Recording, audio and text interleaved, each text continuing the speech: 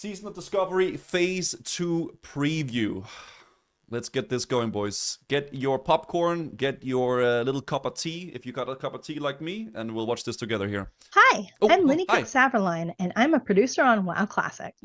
Back at BlizzCon, we had the absolute pleasure of finally sharing Season of Discovery with you all, and we've loved watching all of the new challenges you've overcome, the meta you've created, and the adventures you've all had in Phase 1. And now we'd like to chat with you about Phase 2. Okay. Today we're going to do a brief overview of some of the new adventures in store for you. Okay. Our topics today include information about our new 10-player raid Gnomeregan, dungeon updates, rune ability updates, PvP updates, this is a lot, profession updates, and more, which should help answer some of the questions we've gotten around our previous phase and where we're going with the new one. That's cool. We're going to pop through our slides pretty fast, so you may want to pause or watch back through the recording if you want to catch everything on the slides. Don't worry about that. We're also going to put the build up on the PTR soon. We're doing something similar to Phase 1, where we only make the era and hardcore content available, not the season itself. It is likely there will be some data mining, but beware, not everything you see data mined will actually be in the patch. This build will contain some experimental things, stuff for later phases, and things that maybe didn't work quite how we wanted them to. Interesting. We're going to start off talking about our new raid Gnomeregan. Our assistant lead designer, Tim Jones, will be walking us through it. I like Take Tim it away, a lot. Tim. Tim is cool.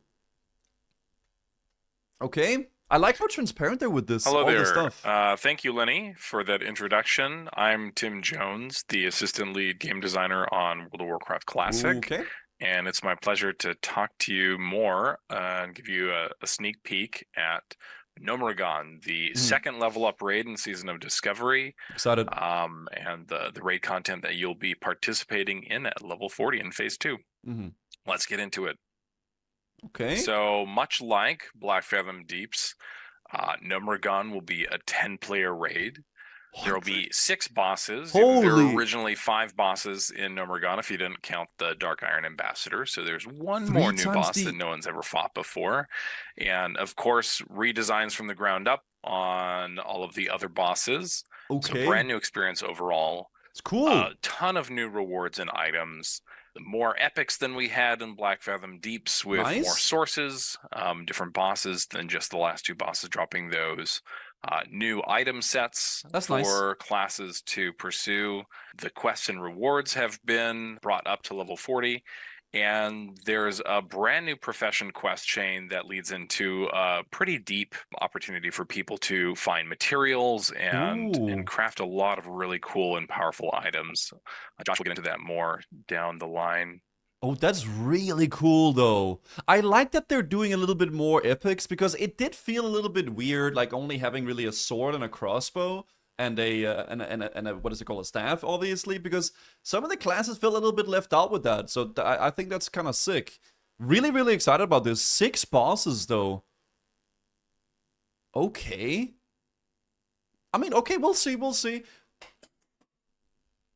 New professions, that's gonna be sick too. Some of the play spaces have had some changes. Dude, for this people guy's who a aren't boss. familiar with the Grubbus and Chomper encounter, you might notice that there are some radiation vents that aren't here. Those will perhaps play a part in this encounter. Crowd Pummeler is now in a different part of the instance. I wonder what kind of mechanics something that punches you really hard might have to do with being on a platform above a pit of death. Who knows? Oh, that's so cool. And there's a lot of excited onlookers ready for you to take on I like this robot. And Sicko Thermoplug, last boss of the instance, may have added some additional mechanical suits with different properties to his arsenal, and you'll have to face off against those as well. Wait, that's so dope. I don't know. I know a lot of people are like, oh, well, we want new raids, like new stuff. And I do agree. I do think at 60 we should get new, never seen before raids.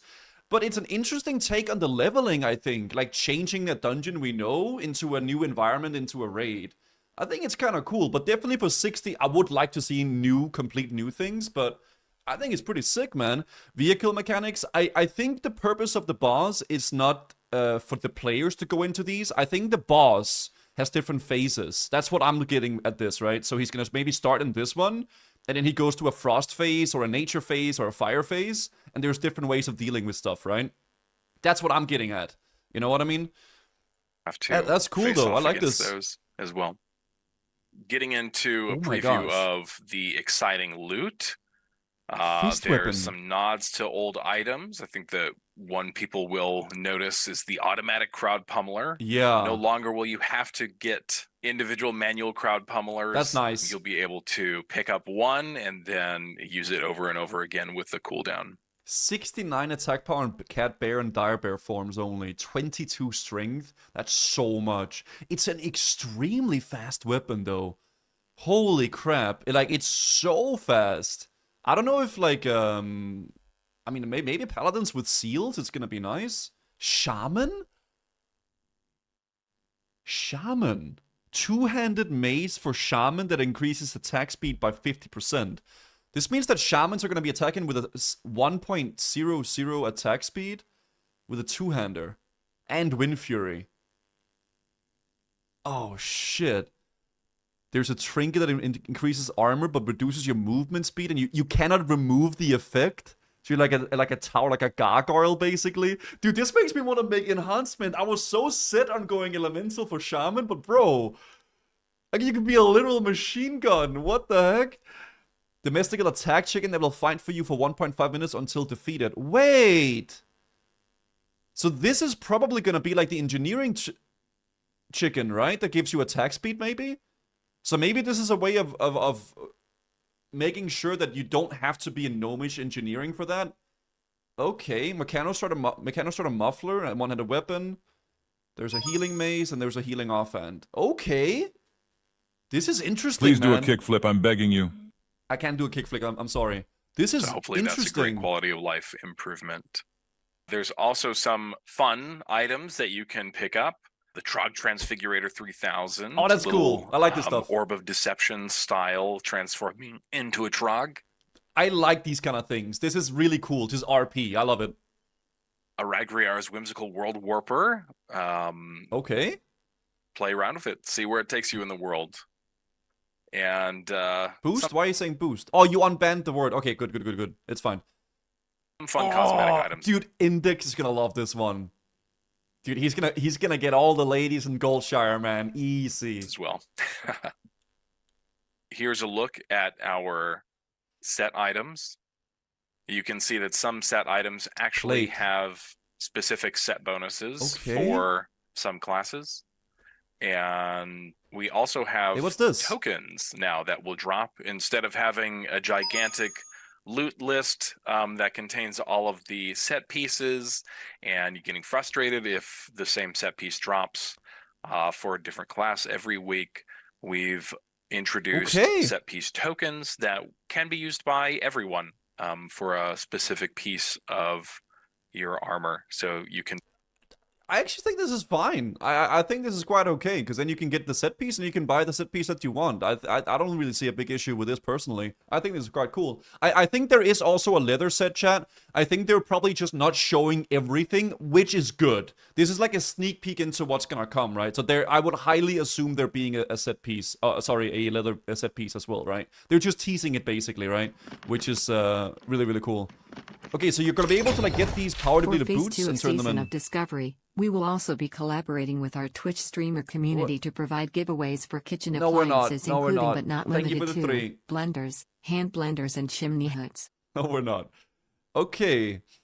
Yeah, I wonder if warriors want to go for plate still. So there actually is going to be crit on the items too. Ooh. I mean, I don't know what you guys think about this, these kind of tokens. I don't really have a big problem with it personally. I think it's quite okay, honestly. I think it's fine. But that's me, right? Because it can be really frustrating just having none of your shit drop for weeks upon weeks. So that's quite okay, I think, personally. Pick if whoever loots the boot token will be able to turn that into a vendor to redeem it for their set piece boots. With Gnomeregan, there's a couple updates that we're making to dungeons. What? The first of which are the addition of quality of life skill books.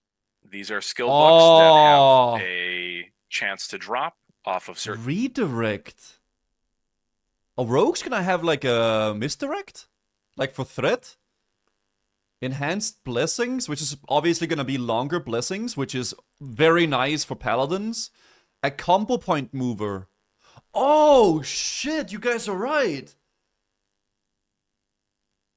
Oh, dude, rogue. Wait.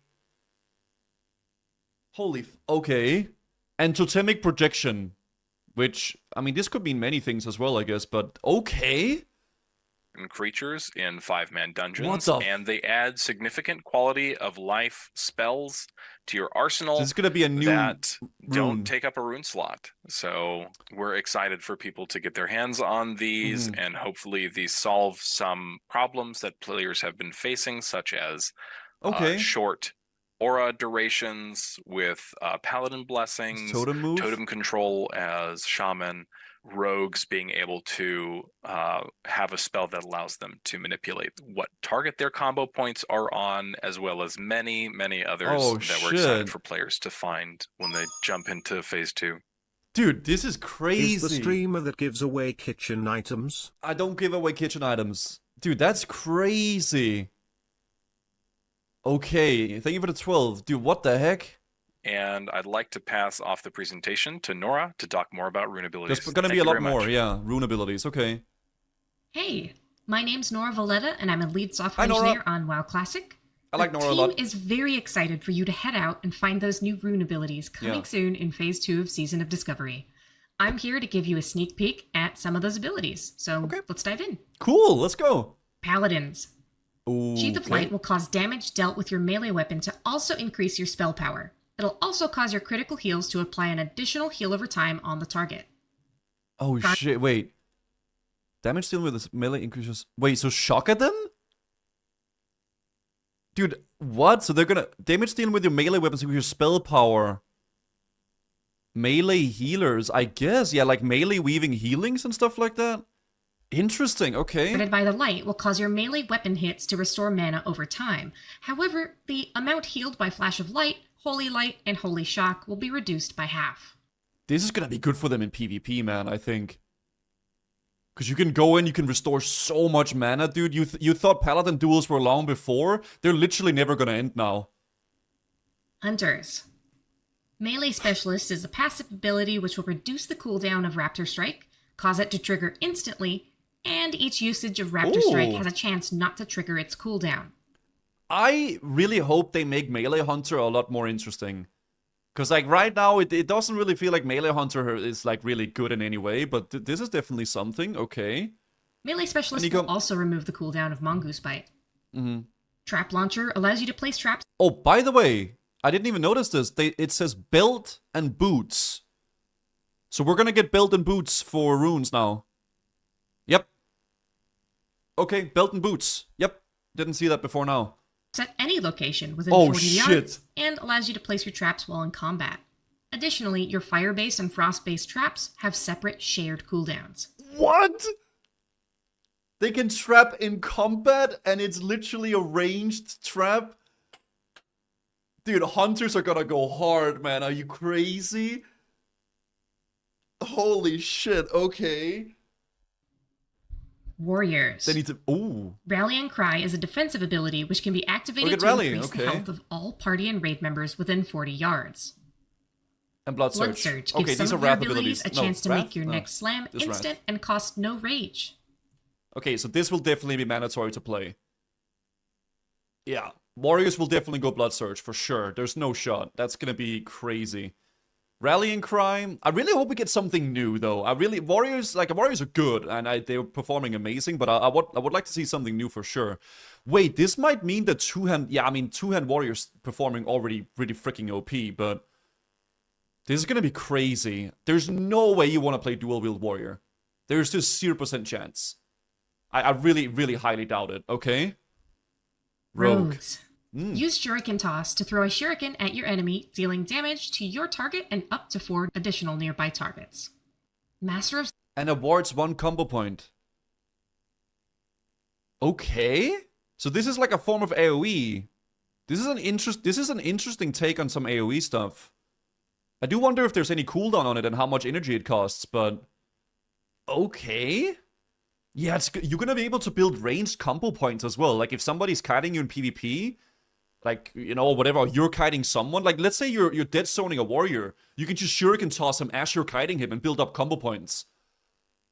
Holy shit. Okay, I wonder how long the cooldown, if any, that's gonna be. Oh, it's gonna be really good for rogue tanks as well, yeah. Okay, Master Subtlety. Subtlety causes attacks made while stealthed and for a short time after exiting stealth to cause additional damage. Oh shit, dude. Dude, every single class seems like it's gonna be freaking OP, man. I don't know. Holy shit, okay. Priests. Cast Mind Spike to blast your target with Shadow Frost damage and apply a debuff, which increases the critical strike chance of your next Mind Blast on that target. This debuff can stack up to 3 times. Okay. I mean, I'm not big on Priests, so I don't really know if this is really good, but again, it highly depends on the cooldown. And like, you know, what's the mana cost? What's the cooldown? Is there like a cast time? It seems pretty good. Yeah, it seems not bad at all, actually. Mind Blast is a big juicer ability, right? For sure. So we'll see. And fan favorite from future expansions, Pain Suppression can be cast on a friendly target to significantly reduce their damage taken and increase their resistance to dispel mechanics for a short time. What? They gain Pain Suppression? Holy shit. Okay. Damn, I hope there's gonna be more runes for these slots. I think we're getting I don't know how many we're getting, but I would assume we're probably getting around 8 runes for each class, Enyo. So 6 to 8? Yeah, something like that, right? Supposedly 6 to 8. Okay, 4 and 4. Yeah, so around 8 runes. Yeah, so we're only getting a sneak peek, which obviously I love that we're getting you to take a look at some stuff, but I also think it's really good that they're withholding stuff, right? They shouldn't show everything. A sneak peek is fine. Warlocks. Okay. Invocation. When you refresh some of your damage over time effects while they have less than 6 seconds remaining, instant damage will be dealt to your target equal to 1 tick of that spell's periodic damage. This doesn't seem that cool. So if you refresh your agony, then you do 1 little tick of agony on top of that, or like Siphon Life or whatever. This doesn't seem that great. So you no longer have to worry about refreshing your dots at the exact perfect moment. Okay. Dance of the Wicked will trigger a buff which increases you and your pet's dodge chance anytime either of you deal a critical strike to an enemy. You'll also both gain 2% of your maximum mana when that happens. Okay, so like Tank Rune.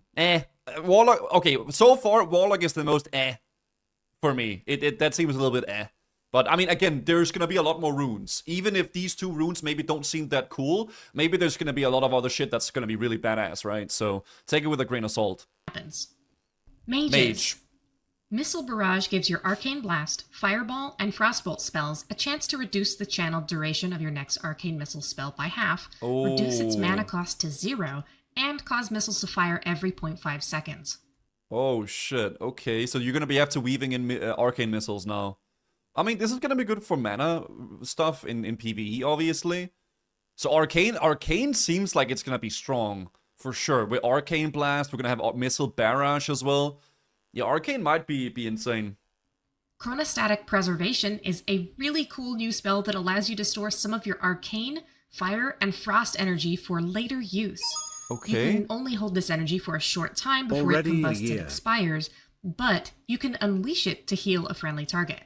Oh, so it's a healing ability, okay.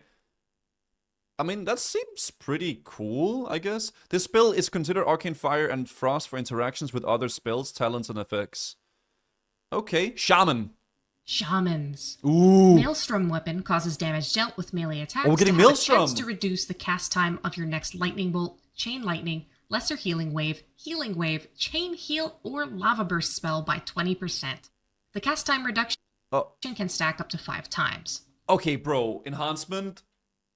Dude, I really wanted to go Elemental, man, but fuck, enhancement. Dude, Manual Crowd Pummeler 2.0 speed with a 50% reduced, with a 50% increased attack speed. Maelstrom Weapon. You're gonna be able to get Maelstrom proc so fucking fast, man. Are you insane? Dude, I wanted to go Elemental, dude. I was like hellbent on it, but now, I don't know. Spirit of the Alpha is a 30-minute buff that can be cast on a friendly target to increase the threat generated by that target You can kind of think of it like the opposite of Blessing of Salvation. Oh, that's cool. Well, this is a cool spell. I like this actually. This is kind of sick. So like, if somebody's really behind on threat, or if you're like a main tank and the off tank is super far behind, you can just give him like the Spirit of the Alpha and you can just juice him up and give him threat. That's pretty cool. I like this. Okay, dude, Shaman looks sick, guys. Fuck, dude. Shamans choose to battle. Yeah, guys, if there's more runes and more stuff we can check out afterwards, we will check it out afterwards, okay? Because you guys are hyping me out a little bit about some Shaman stuff here, but let's keep watching, okay? Square Sword, think of the T1? With one weapon in each hand. Yeah. Others prefer to dish out devastating blows with a two-handed weapon. What? If that sounds like you, what? Then we have two-handed mastery. Each time you strike an enemy with a two-handed weapon, you gain 30% attack speed with two-handed weapons for 10 seconds. What? Bro. Maelstrom weapon plus manual crowd pummeler plus two-handed mastery plus flurry. You're gonna be attacking with a 0.3 attack speed with a two-handed weapon, getting Maelstrom procs. Fuck, man. Plus troll racial. Plus Wind Fury. Bro, Maelstrom weapon, manual crowd pummeler, two-handed mastery, flurry, troll racial, Wind Fury. You're gonna be a literal machine gun. Oh, dude, I'm so happy I went troll racial. I troll, dude. Dude, crowd pummeler is a fast weapon, though. Not that good for two-handed shaman. Bro, I don't care. Listen, I don't care if it's not good. If a two-handed weapon can attack with a 0.2 attack speed, I'm playing it. Bro, if I can just walk up to someone and attack him 5 times in a second and have every single attack proc a Wind Fury and get Maelstrom procs, bro. And you can proc Maelstrom and then get Lava Burst instantly. No, it's not Lava Burst, I guess. You can Lava... Oh, it is Lava Burst! Bro, man. Okay, I literally can't. I like that. Dude, what? Man, I want to level my warrior first. Now I want to... Man, okay, I have to... Dude, what the fuck, man? That sounds so disgusting. Oh, dude. You can Wind Fury and Maelstrom at the same time? I don't care, dude. If that weapon is attacking 5 times per second, I'm gonna be, okay. Holy crap. And you can use Overload.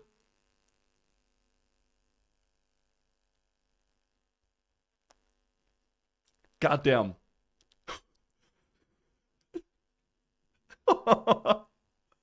Dude, man, I want to level all my characters. Okay, I will say I'm very excited for Warrior, but my Shaman hype just really... Oh, gosh. You can't use Overload, new chest rune. Oh, it is a chest rune, so you can't Overload. Ah, fuck it, dude. It's all good. We don't need Overload when we can just get attacked 15 times per second, right? Still, that's insane. I mean, dude, you put this in your chest... and you put this in your build, you get insta lava bursts. Right? Like, okay, let's keep watching though. This one was pretty sick, dude. What the hell? Anyways, it's time for me to pass things over to Ana Resendez, who Holy. will be sharing with you some updates on our new PvP event. By the way, if you're not excited about your class, just keep it in mind that there's going to be a lot more runes that they haven't shown, right? So maybe Warlocks or something like that, they're not looking very tight right now. You know, there might be more stuff that's gonna be actually really nice for you, right? So don't get too discouraged yet, right? But I will say for the classes I'm playing, Warrior, Shaman, and Rogue, I'm happy. So far, I'm happy. Take it away, Anna. Yeah. Can't wait for everyone. Oh, they skipped Druid? Oh shit, I guess they did. To discover cool, those new runes. They look amazing. Thank you, Nora. Hello. You can see them in Wowhead. Okay, let's just finish watching this video. If there's stuff on Wowhead, we can go through that as well. But let's just watch the video first. I understand this, and I will talk to you about PvP. In this new level band, we're bringing a new PvP experience to you. Okay. You might have seen a little hint on our social media channels about this. Oh, was that the blood thing? A new PvP event is called the Blood Moon. The Blood Moon, yeah. The Blood Moon rises in Stranglethorn, bringing with it absolute mayhem. Okay. When Ashenvale was created, we talked about how cool it would be for the event to be triggered by player activity in the area. Wait, free for all? Wait. After going large raid groups beware. Ooh, I like that. Okay. Feedback and seeing how Ashenvale played. What? In this event, we wanted to take a different approach and make it more predictable so you know when the battle will take place. Oh wait, I'm a streamer. Fuck. Oh shit. Hey, dude, can we, yo, King, hey. So, the Blood Moon event will happen every 3 hours, and we have a duration of 30 minutes. Believe me, you will be able to tell when the event is happening. The Blood Moon will shine its effect during this time and bring in a mysterious red fog to the area. Okay. During this time, the whole zone will become a free-for-all PvP. Oh god. Meaning, allies and enemies alike will be viable targets for everybody? Your blood rage. Everyone that is in the zone during this time will become a target. Oh shit. During the event, killing other players will allow you to earn a currency, which can be traded for various rewards. We'll talk about the rewards in a little bit.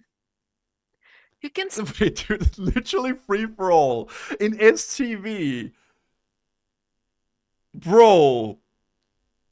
What? Still group up, but be warned. The Blood Moon does not smile to those that battle in raid groups and will punish you for doing so. Okay. There are those, of course, who refuse to give in the thirst of the blood. Okay. If it's peace what you seek, you can opt out of the event at any time by talking to the Sandelari emissary. Okay, I will say that's actually quite good. Because imagine if you're leveling and like you try to just do some stuff and then like lol, next 30 minutes, whatever, you literally can't do anything. Okay, so you can talk to him and you can turn it off if you don't want to do that for that. Okay, I think that's quite nice. I think the event sounds cool though. Might be an interesting streaming experience if we do that. But overall, it's an interesting take on a world event instead of having a big boss to kill. So I like that they're experimenting with this. This is cool. Who knows how it's gonna end up? It may turn out to be really, you know, wonky or whatever. But I love that they're trying out stuff though. This is really sick. And nice that they're adding a opt-out PvP, opt-out thing. You know, if you don't want to do the Blood Moon shit. There's gonna be rogues camping around this guy. Probably, yeah. Probably for sure. Opting out should have the NPC call you a puso. I think this is cool. I think overall, so far what we've seen in this video, it's a big W. Like, huge. I'm really a big fan of these things. For sure, so far. But, yeah, we'll see. You will not be able to earn any rewards if you opt out. And of course, remember that General Realm PvP zone rules will still apply. Yeah, fair enough. Another big difference from Ashenvale is that there won't be any PvE objectives. That said, not only should you be wary of both enemies and allies alike, you should also keep an eye out for the chosen of the Blood Loa, who will absolutely destroy you. Oh, Does shit. Vale River ring a bell? Dude, I like that. I think that's cool. You're running around in STV, you're battling everybody, but you know, like, there could be, like, some big Giga God just, like, slapping you by the Loa. This is a cool take on a world PvP event, I think. A lot more intriguing to me than just, like, you know, kill a bunch of bosses, but it also might be just incredibly impossible to stream, but we'll see. So, you might be wondering, how do I get my hands on that sweet rewards? There will be a merchant outside of Gurabashi Arena that will assist you with this. Fire spells. What about the rewards? Well, there are dozens of new class-specific item rewards. Here are some examples of the new rewards that come with the event. Additionally, there are new quests that will help with your Arathi Basin reputation journey. That's a really good ring, by the way. Do you want to see more about the cool rewards? What about a new car? Well, okay, not exactly a car. I love the way she said that. But yes, you're seeing correctly. There will be 2 new faction-agnostic mounts that you will be able to acquire related to this event. Okay, that's cool. These level 40 mounts have an appearance that is completely new to the game. That's nice. I like that. Cool little cosmetic thing that you can get. I think that's kind of sick. I hope to see you in the battlefield. Thank you for the sub. And PK. up next, Josh will join us and he will talk to you about profession updates. Hello, my name is Josh Greenfield, Hi, Josh. game producer on WoW Classic. Let's dive right in and talk about what we're going to be doing with professions in Phase 2. Ooh, I doubt there's going to be much engineering stuff, but I guess we'll see what they do. Oh my god. Lappy, thank you. I want to start by saying that we've been really thrilled with the reception to our professions editions in Phase 1. It was really exciting watching people sort of discover and unlock how to create your awesome, void touch leather gloves and your extra planar spider silk boots and all those things. And we're going to go ahead and expand on this quite a bit for Phase 2. There will be around 20 new recipes across all non-gathering professions. This also includes not just leatherworking, tailoring, and blacksmithing, but also alchemy, enchanting, and engineering as well. So we want to spread the love around here. We want to make sure everyone gets something really cool this time. So that's new alchemy recipes, new enchants, new engineering, explosives. Dude, new quest chains to unlock. Sorry, no spoilers. Good. That's what we're going to do. Oh, shit. Just like in Phase 1, there will be an epic quest chain to unlock this. Sick. And we won't spoil anything about that today. You're going to have to get in the game. You're going to have to kind of go through that yourself. But if you liked what we did in Phase 1, you'll probably like this too. Next, I kind of want to talk a little bit about just some of the recipes here. I'm not going to hold on. Wait, we were... Holy shit. Wait.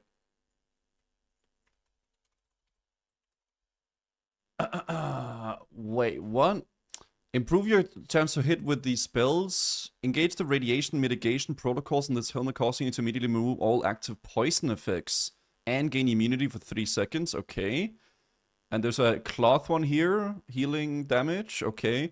Harness the latent arcane energy in the nearby air to give you a charge inspiration, reducing the mana cost of all spells by 50%.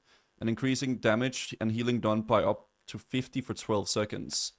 Okay, and then we have this one. Gain reinforced willpower, preventing silence, interrupt, and spell pushback for 10 seconds. That's plate. Okay, so that's like a paladin thing, yeah, obviously. Okay. Into super great detail about what each of these are and all the stats and everything like that. As you can see, they're very powerful. But one thing I do want to kind of call out is that you'll notice that a few of the materials required are brand new materials to the game, and a lot of them are used across different professions. Some of these similar new materials. There's definitely going to be a trading and kind of economy aspect to these new professions recipes. And just like everything with Season of Discovery, we're most excited to see how players share resources and information to make these things.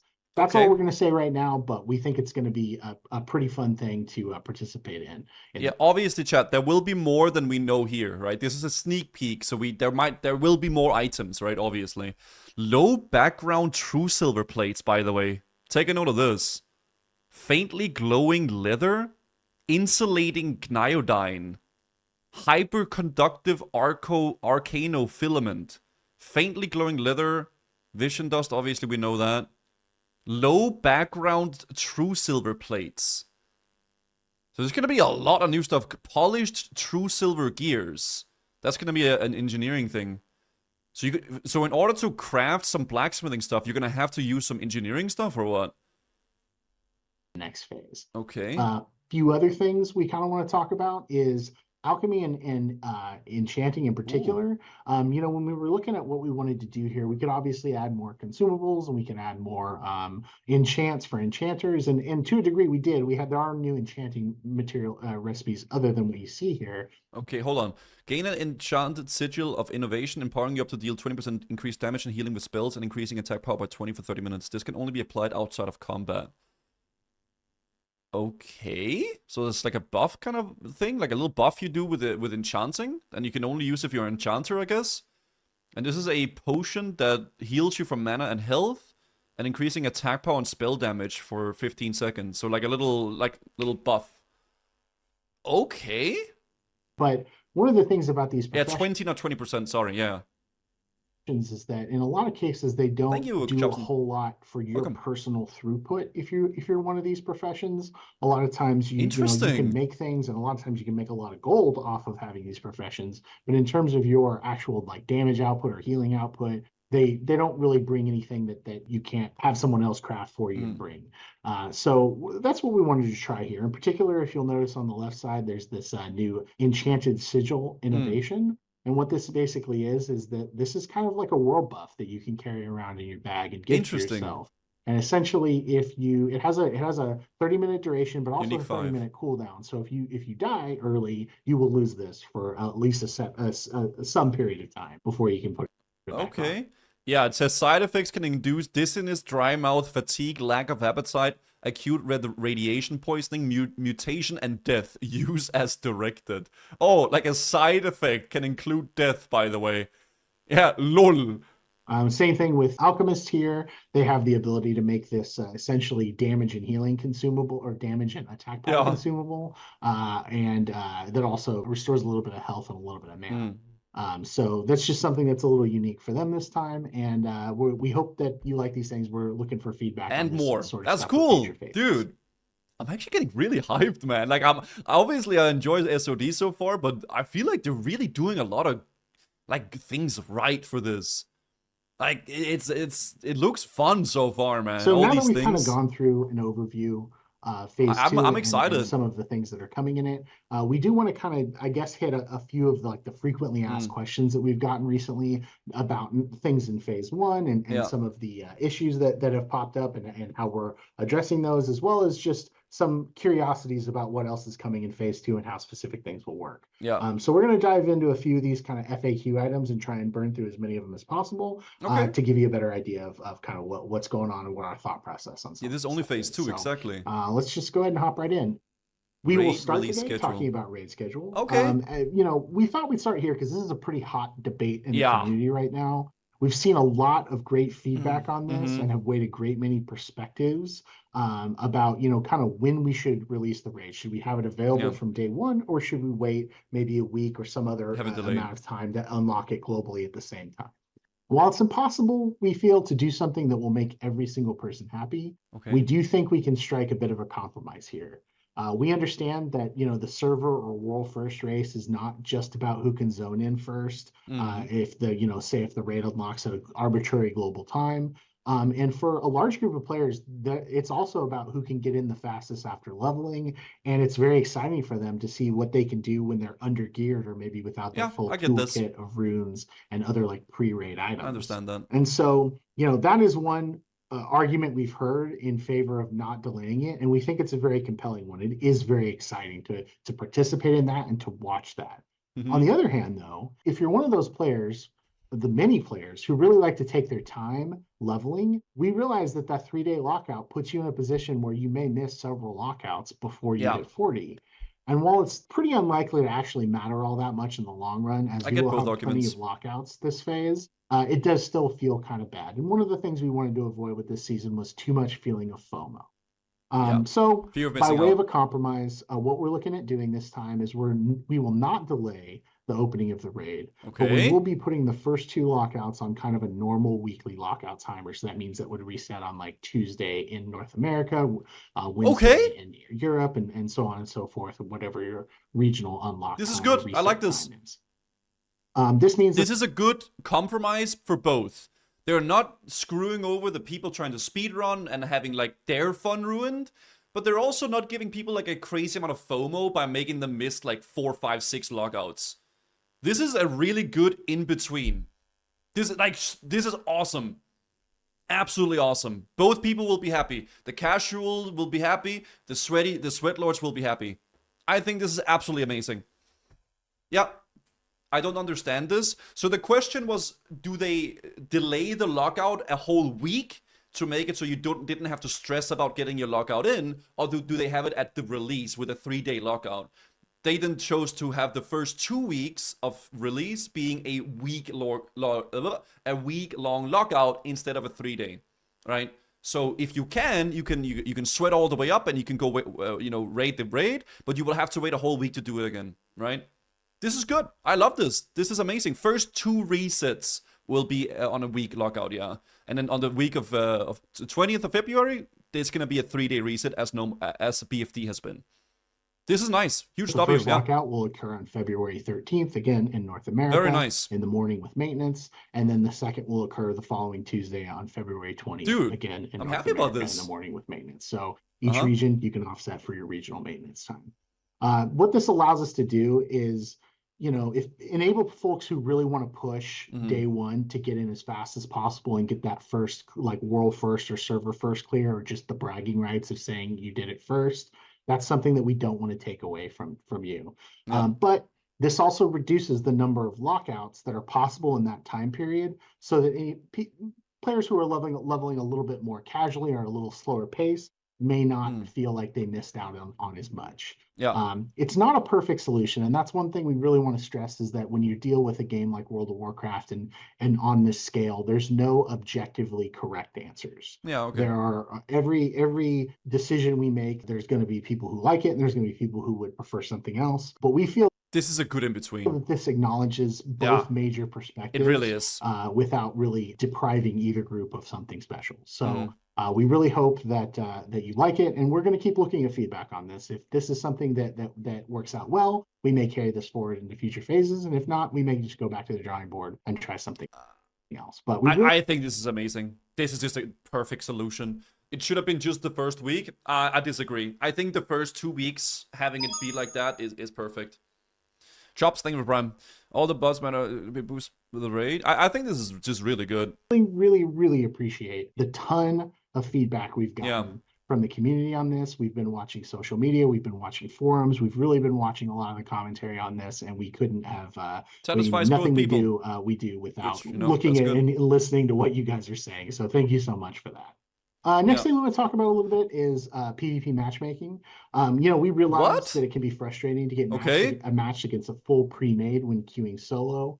However, we do still have significant concerns about completely bifurcating PvP queues into a separate PvP or small group queue. What this means essentially is if you're in a group of 5 or less, you'll have a dramatically higher chance to also get matched against groups of 5 or less. And if you're in a group of 6 or more, same deal, you'll have a higher chance to get matched against larger groups or full groups. If the queues are long or the matchmaker can't find a good group that fits within these parameters after a certain amount of time, it'll abandon these rules and go ahead and match you with the first available, so you can at least play a game. But by and large, we feel that this will help the situation a lot for those who just kind of want to queue up solo or just with a few friends and not feel like they're always going against a pre-made. Dude, all the changes they're doing seem like just really good. Like, they're not cocking people about like all the people doing pre-made so they can never get queues, and they're also not cocking the people not doing it, right? It's just all these changes have just been amazing. It's like this is really good in between everything, like with the release of the raid with the delay in that one, and then this as well. This is just amazing. I love it. Are we gonna face 2 5-man pre-mates coordinating the queue instead of a 10-man? Well, there will always be issues with it. Obviously, there will still be people like 5-man pre-mating and trying to pop stomp either way. Yes, that will happen, but this is gonna make it the overall experience better. And, if it gets to a degree where it's still really annoying and to deal with, then they could maybe tweak it again, I think this is good. This is a good, step in the right direction for sure. I want to stress again, though, that we firmly believe that activities like PvP Battlegrounds are just more fun and less stressful when players group up and coordinate.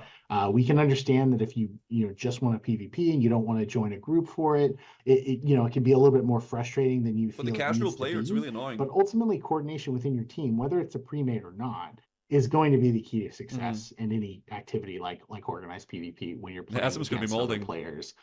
Even when queuing solo, we encourage you to be as positive team members. This is great. With your groups to have the best time possible. So next, another common question leveling is that what the leveling buff will look like. We mentioned this at BlizzCon, that whenever the level cap increases, we will put in a level an XP buff for the previous level band. And so what you can expect, for that. Also, we've gotten a lot of questions about what you can expect if you say you've done all the quests available to you at level 25, and what do you do for leveling it, you know, from like 25 to 30 if you've done all those quests. So for the first question, we'll be providing a flat 50% XP buff from the 1 through 25 range. So that if you do start a new character or a new alt, or if you have a friend that's joining in phase 2, you should be able to get caught up to level 25 fairly quickly with that buff. The other thing that we're doing in order to help the second situation where you may feel like you've done all the quests you can and you're not sure how best to level, we are going to make the Blackfathom Deeps raid give a very significant amount of experience when cleared in phase. I kind of like these two. I like this overall, actually. I like that the raid somewhat still has a purpose outside just gearing at level 25, right? So if you can find people at level 25 to do a raid with, it might be worthwhile to do the raid for a little bit of XP as well. This is really nice. The Waylet supply giving more XP. Yeah, that gives more of an incentive to do it. That way that this stays more relevant. Yeah, exactly. It stays more relevant. The BFD raid is more relevant. The Waylet supplies becomes a little bit more... There's a little bit more incentive to do those as well, because, like, you know, before it was like, oh, you get the rep for a useless rune, right? Now you can, you can get some XP if you do it. I'm actually, I like this overall. It's pretty good, and it's cool that they're, you know, testing out shit. Got 12 crates ready for launch. Well, they are unique, so you can only have one crate that's like completed and one that's not. So you can like you can pre-create 2, right? So you can like stack up the supplies. You can have one that's made and then one that's not made. Unless you can restore them. You can stack full crates. Oh, you can stack full crates. Oh, I actually didn't know that. Interesting. Okay, well, I'm wrong then. Oh, shit. I didn't know you could do that. They removed crates from item restore. Yeah, but... Interesting. I have 7 of them stacked in the bank. Okay. That's interesting. When you're over level 25. I'm 100. Keeping the lockout as now, a 3-day lockout, to encourage players not to just do it every single day and engage in other activities, but it will be very lucrative. So this will be really broken for leveling. As long as it continues to give experience, which will probably be sometime into the mid or late 30s. Lastly, Waylaid supplies are also seeing some adjustments. We're not quite ready to talk about the full suite of adjustments coming here because some of them are still undergoing tuning, but we are going to significantly increase the XP rewards for it, particularly in the ones from the 25 to 40 range. There will be new Waylaid supplies turn-ins, and we want to make sure that they're very rewarding and they're something that you want to do. And we're also looking at removing some of the frustrations from this. Again, not quite ready to talk about the full details there. But, that's interesting. You know, if you've had concerns with some of the frustrating aspects of them, then we're hoping to address some of those in the next phase as well. Yeah, I'm quite fine with this. Stay tuned for a little bit more a little bit more information about that. And we'll have more, you know, as we get really close to patch or the phase launch. A few minor adjustments to Ashenvale are coming. There will be fewer people in Ashenvale specifically when the level cap increases. So we're going to go ahead and move the event to a 3-hour timer. Similar to what Anna talked about with the Stranglethorn Vale event. This will basically be every 3 hours on the mark. Yeah, this is nice. And it will happen without player intervention. Do note... It just makes it still kind of relevant a little bit. You know, it's going to be hard to have like constant people in Ashenvale after phase 2, like trying to activate the event. So this is good. Yeah, I like this. So we don't want to make you choose. It's great for rep. An Ashenvale battle and a Stranglethorn Vale battle. So the Ashenvale timer will be offset by 1 hour from Stranglethorn. So if Stranglethorn starts at noon, this will start at 1 p.m. and they should never overlap. Yeah, so we're pretty excited about that. That's good. And we hope World buffs. The Ashenvale battles continue. So they're going to remove the BFD, one other right? thing that is kind of a common question and topic is kind of what are we going to do with the world buffs in the next phase? Simply put, we're going to go ahead and cap them. The Ashenvale Weekly Plus world buff is going to be capped at level 39, and the Blackfathom Deeps world buff is also going to be capped at 39. So you can enjoy those while you're leveling, but once you hit 40, you'll no longer basically be able to gain the benefit of those. This is good. I don't know what to say. I like this change a lot. This is nice. Please also note that the Stranglethorn Vale PvP event will not actually have a world buff this time, but Gnomeregan will. Ooh, our goal is really to keep each phase's world buffs fun and exciting, but we don't want to add too much overhead to the evolving endgame. It's too much. And we don't want it to be a slog to have to go all over the world to get all. Yeah, 39 swings will be scary, but in a way, I kind of like that you can, if you want to do a twink character, get your world buff for level 39 or 29, you can do that, right?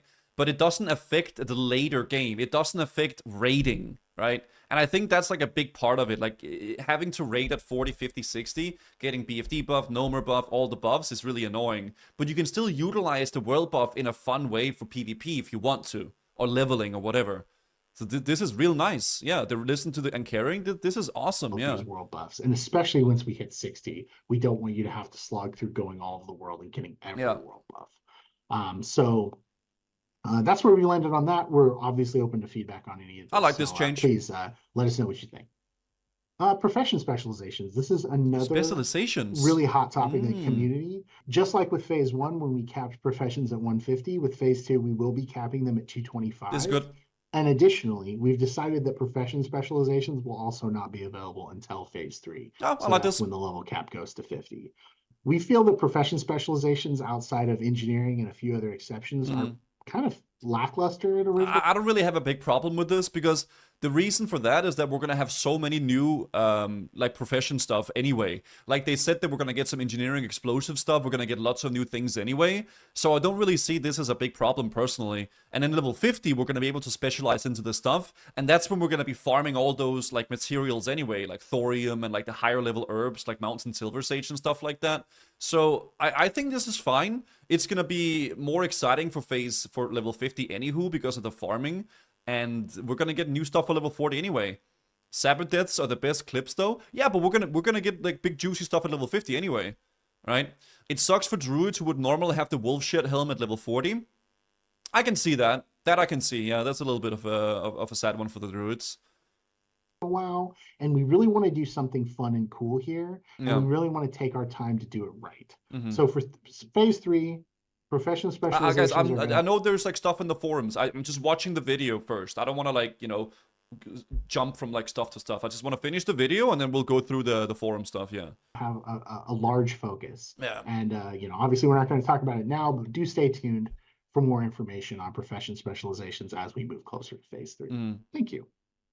Another common question that is somewhat frustrating to answer, simply because kind of the more we talk about it, the faster bad actors can work around our efforts. But it's botting and exploitative accounts in general. Botting is sort of a colloquial term that includes a lot of things, including just exploitative gameplay that players engage in. And it has a negative impact on the game. It really does. It's something we don't like. It's something we actually hate. We spend a lot of time and a lot of effort trying to combat. And while we can't really talk about the specifics of what we're doing, we do want to talk about some really exciting new tech that's coming with phase 2. We've had this in limited testing on live, both in classic of its various flavors and modern for quite some time. That's good. And we've seen some very positive results from it. And so we want to set expectations that there's never going to be a time where World of Warcraft or really any online game is going to be completely free of bad actors and malicious accounts. It will always be there, but I think it's good that they're doing something. I mean, But we're very positive about the results we've seen from this new tech, and we're really excited to see it rolled out. That's good. Paradoxically, as well, I'm happy with this. The more effective we are at some of these things, the more outwardly visible the bad actors can become. A lot of times following many of our ban waves, you may actually see increased bot activity as bot farms essentially spin up new accounts and start over. But there's been a few instances it's a constant battle, this though. happening. We do a large ban wave, and then everyone, I see videos posted online of streams of bots going from one part of the world to the other. But when you see that stuff and when you report it, it actually helps us clamp down on that new method as well. And it gets the bot farms into a position where they are constantly kind of 2 steps forward and like 2 steps backwards. So that is really helpful. And as much as it's frustrating to see, we really want to encourage you to continue to help us by reporting things. Yeah, and we're going to continue to do exhaustive work on our side for this issue. Yeah. Always a frustrating thing, never easy to talk about, but we really appreciate your patience with us. Okay, cool. So the last topic that we want to talk about, and this is kind of a big one, GDKP, is just jumping right into it, starting with phase 2 of season discovery. We're going to be experimenting with a new policy change. GDKP will no longer be permitted in Season of Discovery Realms. And to kind of recap, for anyone who does not know what GDKP or gold bid raids or dungeons are, it's essentially a raid or a dungeon run where the loot rules is that all loot that is distributed is essentially purchased with gold. So I just wonder, how are they gonna combat it, right? That's what I'm thinking, right? Because in my mind, it's like, how the hell are you gonna like police that? But maybe they have some sort of a way of doing it, dude. But GDKP Andes are definitely not happy about this. I think this is good. I like it. I don't think GDKP is very great for the game as a whole. So obviously, I do think this is nice, right? Any kind of trade outlawed. I'm not gonna report anyone to GDKP's enjoy permaban. Gold is now soulbound. I mean, I'm wondering how they'll do it. Any advertisement will result in a ban. I guess a lot of the GDKP stuff that's gonna happen, if it does happen anymore, will be like kind of more like low-key through Discords, where people are bidding through Discords and then trading the gold, right? I definitely think, though, even if there still will be GDKPs like under the table, this will definitely deter a vast majority of people currently doing GDKPs from doing them, right? It's sort of like a little bit as like a scare tactic in a way, that like people will be kind of scared to do GDKPs because they might get banned for it, if it is not, if you're not allowed to do it. So there will definitely be a lot of people that don't want to risk their account to do it anymore. So that's the thing, right? It wouldn't matter, unfortunately. They can track via abnormal data monitoring. Yeah, but how many people that are doing that do you think will go out of their way to do that and then risk their account? Even if you still are able to do it in some sort of like weird janky way, I think the majority of people that are doing GDKP probably won't be liking the idea of having their account being banned, have a chance of it, right? So that's how it goes. I spent 10k gold for GDKP next phase. What do I do now? I mean, you have a lot of gold for consumables now, then, right? But let's keep listening to what he's saying, though. Items, an item will drop. It's then put up for bid. I think this is nice. Personally, I think this is good. I don't think for the overall health of the game, the GDKPs are very good. And it has sadly become a very, very big prevalent way for people to raid and puck. It's basically the main way people do it, right? So very, very excited to see how this will impact stuff and how they're doing it. And I think it's really cool that they're using SOD as a testing ground for everything. I like that. I think it's good. Like, use it for testing, right? The loot master or whoever's doing see what happens. See how people respond to it. Like, how does the community respond to this new change, right? This new big change. And let's be honest, it's been a massive like talking point for most people for the longest time. Yeah, and I love that they're listening to the community and like being very open about what they're doing. Yeah, Mithril Bar DKP might be, right? But we'll see. And interested parties then bid gold. Do you think this will stop gold buyers? Lamau, it won't even slow them down. If you think like there not being GDKPs anymore will not affect it in some sort of way, I think that's a little bit delusional. Obviously, people will still buy gold. 100%. Like, it is not the only reason why people buy gold, but I definitely think it's a big driving factor for it, right? It will be a big... It is a big driving factor for why a lot of people do buy gold. But yeah. But I definitely also think it should be... The people that are purchasing gold and stuff like that, it should also be cracking down a little bit on that, because it is the consumer that's the problem for it in many ways. For the item, when the highest bid wins, and when the gold is received, it's split within the participants of the raid. This is something we've been discussing for a very long time on WoW Classic, and it's not a decision we've arrived at lightly.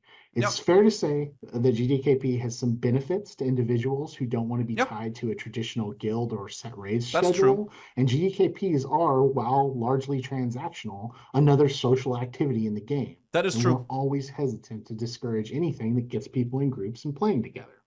However, we do remain concerned that GDKP erodes traditional guild and social structures that are in many cases the basis of our most fond memories of original World of Warcraft. And it's undeniable that GDKP contributes to and drives a lot of malicious accounts, illicit activity, RMT, botting, all of the things we just talked about.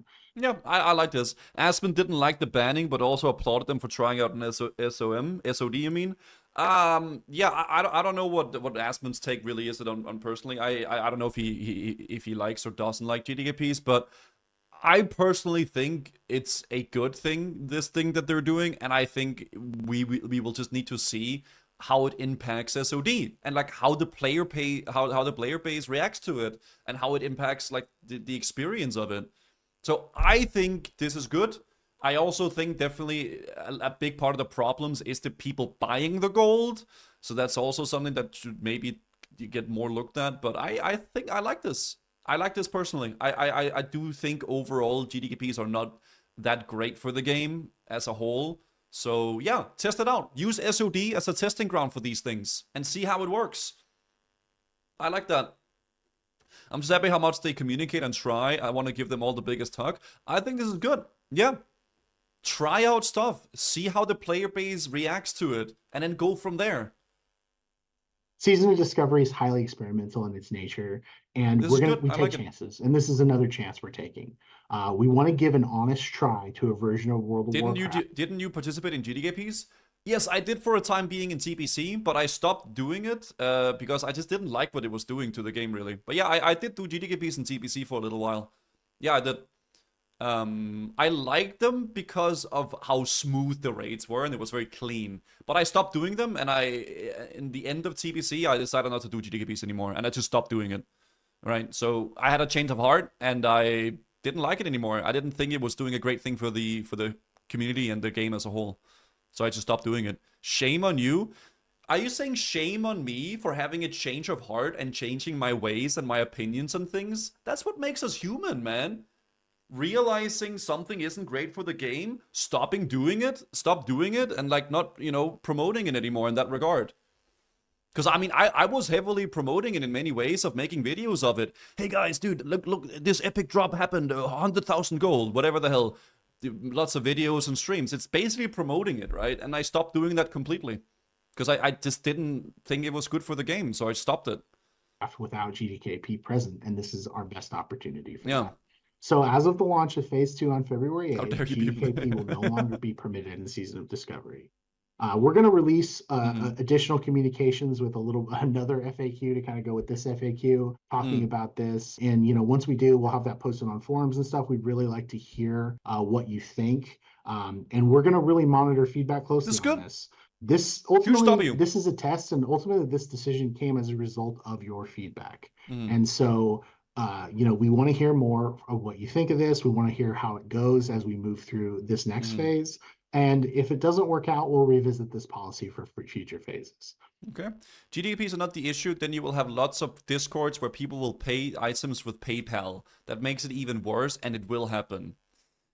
So you think instead of doing GDKPs, all those people will now start buying the items with real money through PayPal? I don't think so. I think what this will do, it will deter a lot of the people that are currently doing GDKPs from not doing it. There will still be a very hardcore GDKP enjoyer community, whatever you can call them, that will still do it through Discords, and they will have means of doing it. But I definitely think a lot of players will be deterred from doing GDKPs because of this.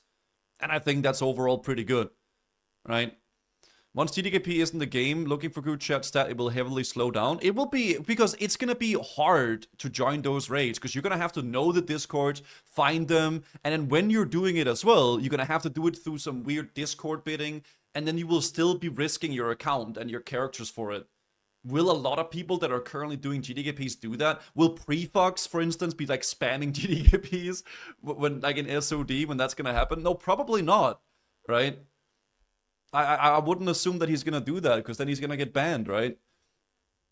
So yeah, obviously you can still do it in Wrath, because Wrath, this doesn't affect Wrath, right? This is for SOD. So use SOD for a testing ground, and then see how the player base responds, right? You can still do GDKPs and stuff in Wrath if that's your cup of tea, right? But that's how it goes. We really appreciate everyone who has expressed that feedback and concerns on this topic. Thank you. So with that, I think we're done with today's presentation. Dude, I like this. This thank was you good. so much. Heartfelt thanks from the WoW Classic development team. We've been just actually blown away by the reception to Season of Discovery. We are thrilled that so many of you have been enjoying it as much as we are, and we can't wait to see you in Phase 2. Thank you so much. Have a great day. Have a great weekend. Be good to each other. Goodbye. What an awesome video. Obviously, guys, I will link it right here. Obviously, check it out, guys. This is from the World of Warcraft channel. I'm happy about this. This was, for me, just one big W. Like, just, like, so many good things. Every single thing I liked. I don't think there's a single thing I didn't really like about this whole video. So this is the blue post. This is a blue post here. This is a Wowhead post, sorry. So there's a Wowhead post with a bunch of the new runes that we're going to be getting in Phase 2. This is not all of the runes, but this is showcasing a little bit of the runes that we have, that we're going to be getting for Phase 2. I think each class will be getting probably like 6 to 8 runes. And we know there's going to be a boot slot and a belt slot for runes. So yeah. With Season of Discovery 2 Phase 2, the Horizon Blizzard has released a new preview of the classic WoW phase, including some of the runes available to classes as they level their way to at the cap of 40. Classes were able to show up with new runes, including for the belt and the boots, with 2 new slots available for Phase 2. Yeah, so this is basically it. So Druid is one that we didn't see as well here. So Druid, they're going to get Eclipse. Okay. Engrave into your belt with the Eclipse rune. Starfire increases the critical chance of your next 2 Wraths by 30%, and your Wrath increases the critical strike chance of your next Starfire by 30% as well. Both effects stacking up to 4 charges, and both also have a 70% chance at all times to not lose casting time when you take damage. So, I mean, we all know about this, dude.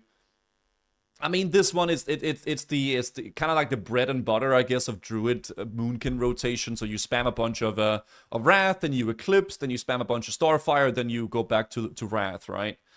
I don't really play Druid. I don't really know if this is something to get really excited about. I do think this is something that makes Druid really strong in TBC, I believe. So yeah, we'll see how that really goes. I mean, I don't know. I'm not really sure if I'm excited for this or not, but this is the Boomkin thing, right? This one, King of the Jungle. Tiger Fury now increases all physical damage you deal by 15% instead of by a flat value. Holy shit. And now instantly grants you 60 energy. It is no longer on the global cooldown, but it has a 30-second cooldown. That's insane. That is insane. How long does this last then? Is it 6 seconds? So 6 seconds of 15% increased damage and 60 energy instantly. This is pretty freaking nuts. Yeah, Ferals, I think both Boomkins and Ferals are pretty sick, dude, honestly. This is pretty nuts. They're gonna have some crazy burst for sure with King of the Jungle. Yeah. We'll see, man. That looks pretty sick, though, I won't lie. And then Hunter here, obviously. We can go through these. I mean, we went through them in the video, but like we could just walk through these real fast as well, right? Hunters get melee specialist, which is a raptor strike, reducing the cooldown by 3 seconds, and now is instant. Mongoose bite removed, and raptor strike has a 30% chance to not trigger its cooldown. I think this is pretty sick. I mean, I like that they're going into like more melee hunter stuff. We'll speedrun these, chat. I just wanted to take a look at the Druid one because they didn't show this one. Hunters also get trap launchers, which means they can launch the traps and they can do this in combat as well, which is ridiculous. Mages, they get missile barrage and chronostatic preservation. This is like a healing vibe, which is interesting. And then they get like the arcane missile proc thingamajig, right? We watched all of these in the video, chat, so I'm kind of speedrunning them now. We just didn't see the Druid one.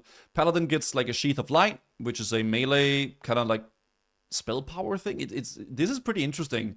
These ones to me I find quite interesting, honestly. Priest runes are looking pretty sick. Mind Spike, Pain Suppression. This is pretty freaking insane. Pain Suppression especially, right? Still playing Puppy Playtime Chapter 3 today. If it doesn't release too late, then yeah, we're playing Puppy Playtime later. Rogue, Shuriken Toss, ranged combo point builder that does cleave as well, like 4 targets. And some damage after stealth. Shaman, dude, this one is the sick one. Fucking A, man. All of these three, especially these two here, that is fucking ridiculous. Like Maelstrom weapon and 30% attack speed with two-handers. Fucking A, dude. Warlocks, this just looks kind of sad, I'm not gonna lie. Then we have Warrior, Rallying Cry, and Blood Surge. We know what that is. Slam procs and then Rally Cry. And then that's basically it, right? I just wanted to look at the Druid ones though, but if there's nothing here that like gets you excited, chat, just keep in mind that this is only a few of the runes.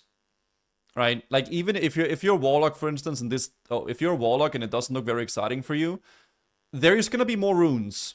And this is not the only stuff that there's gonna be. I think this is a pretty sad showcase for the Warlocks though, but yeah, there's gonna be a lot more stuff.